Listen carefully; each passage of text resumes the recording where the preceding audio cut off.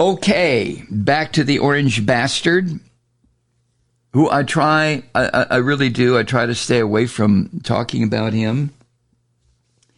But I can't, because he is to use a phrase, clear and present danger. Boy, is that the truth. To everything that this country has tried to be, even when we failed miserably over the past 2.5 centuries. Trump is a threat. He's turned out to be exactly what a lot of people said at the beginning, including Hillary Clinton way back in 2015. She tried to warn us 8 years ago, didn't she? Almost 9 years ago. She tried to warn us. But because Hillary was had kind of an irritating personality, a caustic way of talking with people, maybe a superior attitude. I know I felt the same way about her. But when she talked about Trump, I knew that she was telling the truth. But a lot of people just refused to believe what Hillary Clinton was warning us about. And look what's happened. Just take a look. So it turns out, by any estimation, Trump is a full-blown fascist. There is no question anymore about his objective, and that is to be the Vladimir Putin of America, which eventually deteriorates into the Mussolini of America, or the Hitler of America, or the Franco of America. These dictatorial fascists are all the same. I mean, there has been so much written about this on the subject of fascism and the so-called strong man. But anyway, the orange bastard spent the last 2 days, I don't know if he showed up today. By the time you hear this, I think we'll know. But he spent the last 2 days in that Manhattan courtroom, seemingly listening intently to the charges against him and what could be, I hope, the fate of his business and his brand, that it would be eliminated for once and for all. But once he walked outside the courtroom's doors, he just went off on everyone involved in the case against him. This is one sick son of a bitch. But this is the same guy who has relentlessly attacked his enemies, real and imagined, legal and political, on the campaign trail, in the White House, on social media, any chance he gets. And he uses violent and very descriptive, incendiary language. And that language, that attitude, is now showing up in the courtroom. According to CNN, at each break in the trial, Trump has lashed out at New York Attorney General Letitia James, the judge, Arthur Engoron, and the case now being brought against him. And there doesn't seem to be a way to stop him other than putting the son of a bitch in jail. How many times are these judges, and Engoron seems to be the one who's not going to fuck with this, but how many times are these judges required to issue warnings of this fascist prick before they finally do what they would do to any creepy-ass defendant who is in a similar situation as Trump? And that is put his ass in jail. I mean, if this were you, if this were I, we would be in jail already. You know that, right? But until somebody finally decides that this son of a bitch does not have he's not king of America yet. He's not the Mussolini of America yet, and consequently, he does not have the authority or the power to keep ignoring these admonishments, I should say, from the judges. Now, the episode that keeps occurring during the pee breaks or the lunch breaks at this courtroom, the episode is offering a preview of what's to come in the 2024 campaign. When the orange bastard, it's going to be, I mean, this is funny in a way. He's going to be moving between rallies and trials against him in various courthouses, because he's got 4 criminal trials in New York, D.C., Florida, Georgia. I mean, how much crime does this son of a bitch have to commit before people who the maggots realize they're backing a criminal. Well, to offer up the quick answer to that, I think they already know. These maggots know who they're backing. But they're so brain dead. They're so anti-democracy. They are so wanting someone to tell them what to do, when to get up, when to go to bed, what to eat, when to take a pee. I mean, this is the nature of people in a country, in a society, that winds up begging for a dictator. And that's what these maggots are doing. They're not about... Calm down, Mike. Calm down. Anyway, unlike what this orange bastard says on his toy social media platform and in his campaign rhetoric, he's going to face some consequences in the legal world for this kind of verbal garbage that he's dumping out, that he's pumping out. And yesterday, Engoron, the judge overseeing the civil case, went after Trump in a very judicial way for social media posts that attacked the judge's clerk.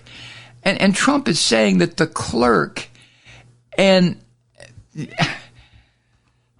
Chuck Schumer, Trump is alluding that they're having an affair. They don't even know each other. But this is the kind of shit that Trump pumps out, and he knows that his millions of sick, fucked up followers are going to pick up on that and start repeating it endlessly on social media, right? So Engoron, the judge, issued a very limited gag order. And at the risk of having to sound, because he had to sound fair, he said he banned all parties in this case from speaking publicly or posting anything about the judge's staff. As if anyone on Letitia James's prosecutorial staff would say any of this kind of shit. But the judge had to put it that way for obvious reasons, right? So the order was issued yesterday. What do you suppose is going to happen? And the judge Engoron said, quote, failure to abide by this will result in serious sanctions, end quote. How serious, Judge? Why isn't Trump and his attorneys threatened with 30 days in jail if he keeps this shit up? Trump is just a grifting bum. He's nobody special. Now, the prosecutorial team, well, the one led by Special Counsel Jack Smith, who has indicted the orange bastard over efforts to overturn the 2020 election, right? But the team led by Smith argued last month in that case that Trump was attempting to, quote, undermine confidence in the criminal justice system and prejudice the jury pool through disparaging and inflammatory attacks on the citizens of this district, the court, prosecutors, and prospective witnesses, end quote. Now, that's when Trump went out in his little whiny-ass 3-year-old, thumb-sucking, vicious, fascistic attitude and said, everybody's picking on me. They've taken away my First Amendment rights, which is total horseshit, of course. But once again, when he puts that out there, there are millions of people in this country who start repeating it. And how do you turn a big lie of any sort, especially if it's political, into something that people start to believe through repetition? Over and over and over again. Keep saying it, keep pushing it, get millions of people to repeat it, and eventually, in the brains of so many of these son of a bitches, it becomes real. It becomes true.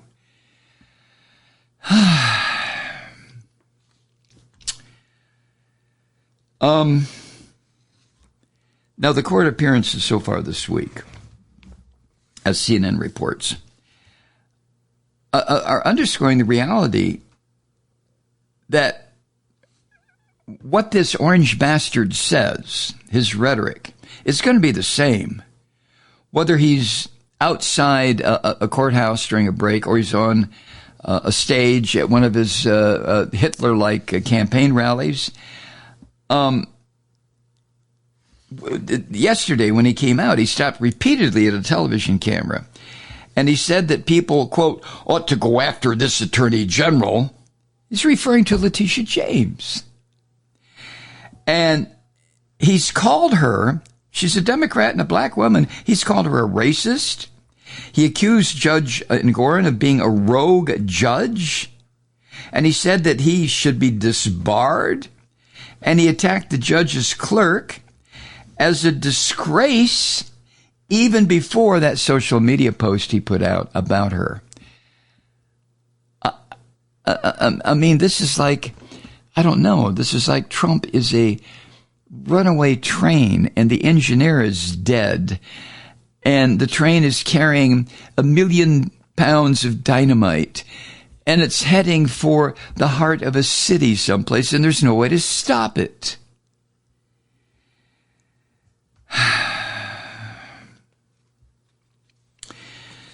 Now, the scum who are working with Trump to try to get him reelected, the really un-American Nazi Christian fascist scum, have been talking among themselves about how they're going to run a presidential campaign with so many trials coming up.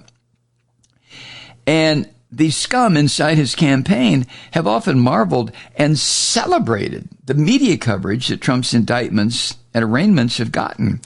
One Trump advisor told CNN after Trump's arrest in Georgia, quote, "It's wild. You can't pay for that kind of coverage." End quote. Son of a bitch. Now, by the same token, some of these Nazi advisors of his have also been complaining about the lack of coverage that his bullshit campaign events have received. And thank God most of the major networks no longer broadcast his speeches or even take little clips from them. It's about goddamn time. This has been going on for 8 years. 8 years that television in this country has clustered around this son of a bitch in a manner that they never should have. Sure, television should be exposing the hell out of him. There should be commentaries every time they put a clip of Trump on the screen. There should be someone there to point out that the tactics that Trump uses are the same as used by any fascist son of a bitch in history, and his tactics are a direct threat to this country. But you don't see that. Well, we can't do that, Mike, because, we have to remain neutral. Oh, for Christ's sake. Maybe there's times when neutrality is bullshit.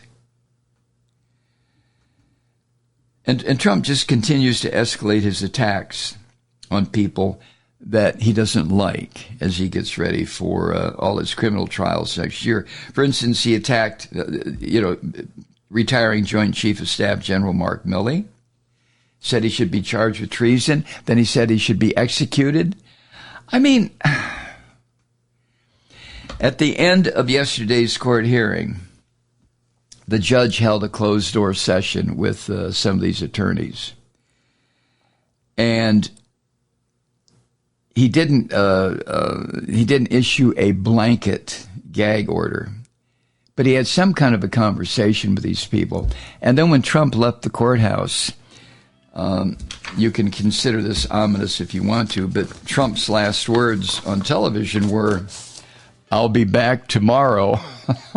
Oh, Jesus Christ.